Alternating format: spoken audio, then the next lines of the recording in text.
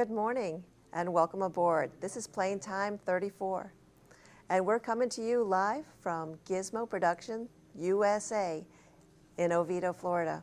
I'm Susan Davenport and I'm here with Autumn Davenport. Hello. Hi, good morning.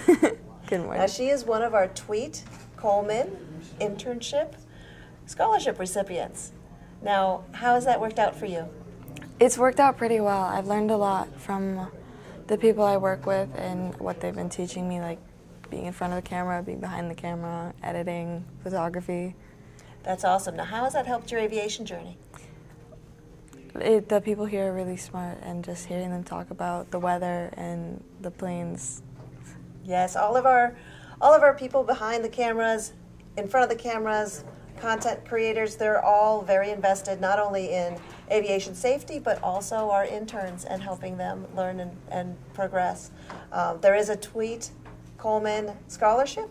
If you go on the Florida Aviation Network website, you can look at About Us, and at the bottom, you can learn a little bit about that.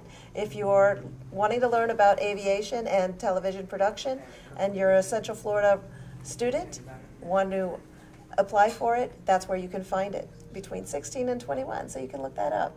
And you've been enjoying that, haven't you? Definitely. Awesome. Well, let's go ahead and welcome our sponsors. Absolutely. Want to start? Bill Stoll and Joel Maynard in Jacksonville with the Civil Air Patrol, Terry Kurtz in South Lakeland, Glenn Sims in Lakeland with the Civil Air Patrol, Paul Adrian and John Weber in Leesburg with the EAA Chapter 534. We have Barbara Phillips in the Orlando EAA Chapter 74, Robert Jackson, Orlando, FAA Program Manager Emeritus, and now with the Florida Aviation Network. And I don't know if he's in the studio today. I haven't seen him yet.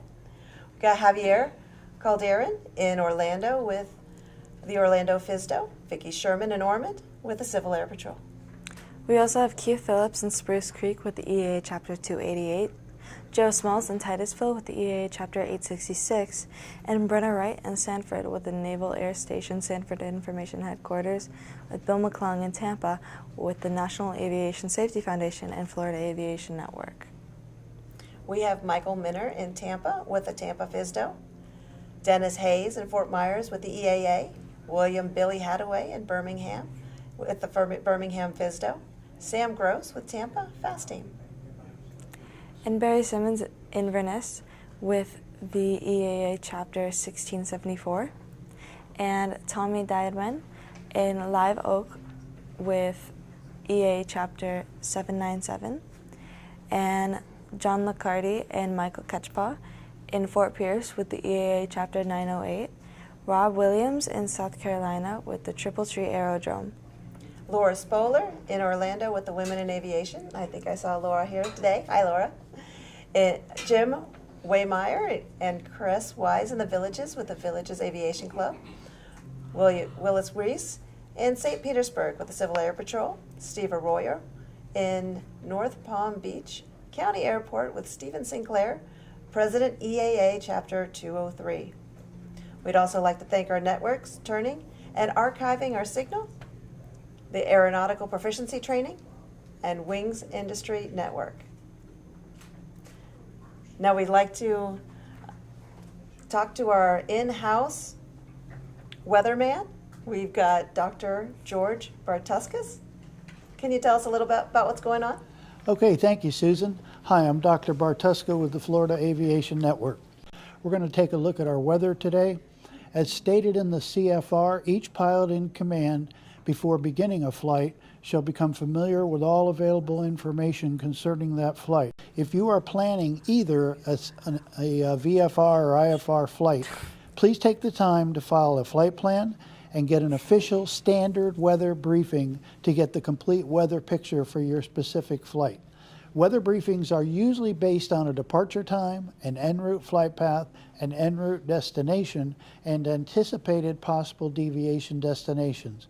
Today's briefing is a general look at Central Florida, the southeastern United States, the contiguous USA, and today we're going to be looking at Hawaii because there's a storm called Lala bearing down on the Big Island.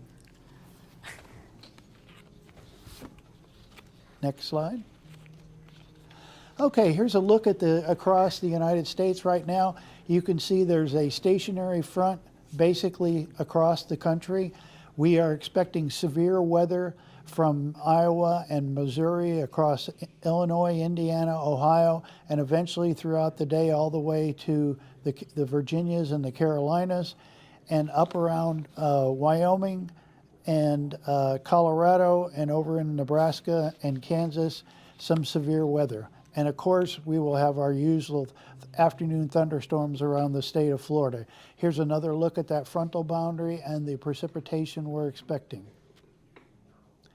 Here's a look from the Severe Storm Center. Again, potential outlooks for thunderstorms across the center of the United States.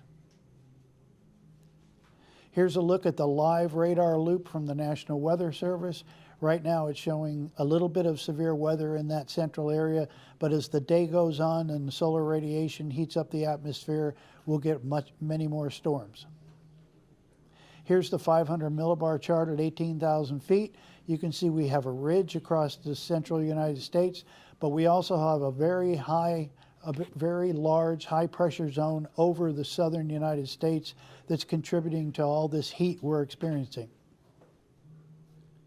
Here we see the ceiling and visibility from the FAA Aviation weather site, and it's showing visibility problems predicted right across that frontal boundary. Here's the Atlantic scene from the National Hurricane Center.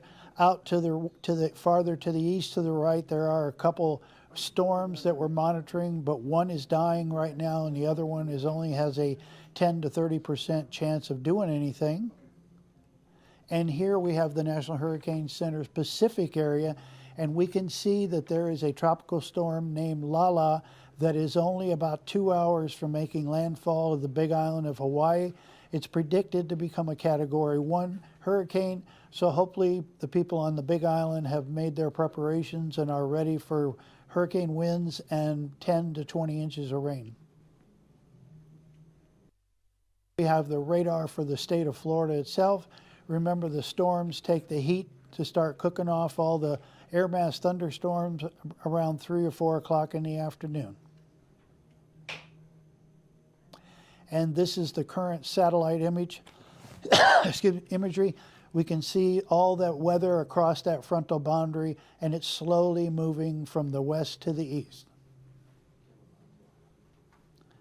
And that's what the picture looks like right now today. Well, thank you, George. We appreciate that. That's a little interesting about Hawaii. Do they get many hurricanes out that way? Well, actually, good question. All these storms are meteorologically called tropical cyclones. In the Atlantic, we call them hurricanes. Out in the Pacific, they're called typhoons.